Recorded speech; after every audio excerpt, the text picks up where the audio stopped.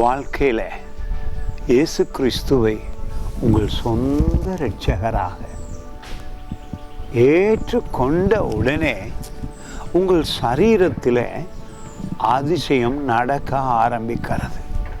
உங்கள் மனம் புதிதாகிறதினாலே அதிசயம் நடக்கிறது.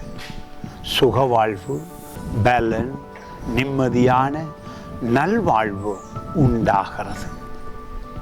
அதிசயமான ஒரு வார்த்தை இந்த நாளில் தியானிக்க போகிறோம். குடும்பத்தில் பிள்ளைகளோடு அல்லது தாய் தகப்பன் உங்கள் உடலிலே ஏதாவது வியாதிகளில் போராடுகிறீர்களா?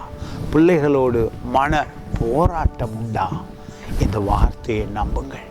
இயேசு கிறிஸ்து சிலுவையில் அதிசயம் செய்திருக்கிறார். அது உங்கள் வாழ்விலும் நடந்திருக்கிறது.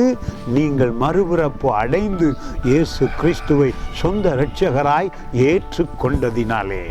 பாருங்கள், சொல்லுகிறது 53ஆம் அதிகாரத்திலே 5வது வசனம், எசையா தீர்க்கதரிசி புத்தகம்.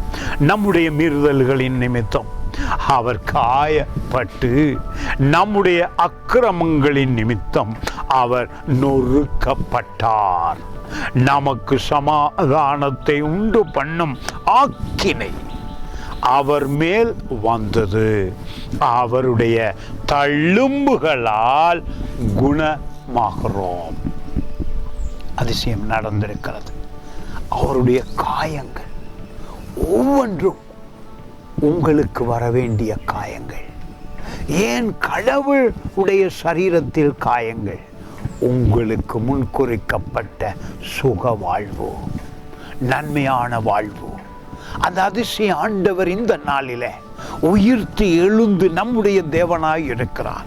இந்த காலங்களிலே தவக்காலமாக நினைத்து அவருடைய பாடுகளை நினைக்கும் பொழுது நினையுங்கள், அவருடைய பாடு உங்களுக்கு வர வேண்டிய பாடுகள், அவருடைய காயங்கள் உங்களுக்கு வர வேண்டிய காயங்கள், அவர் பட்ட துக்கம் உங்களுக்கு வர வேண்டிய துக்கங்கள்.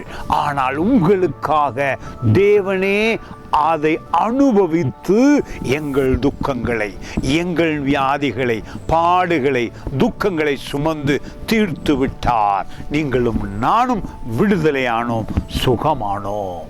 God bless you.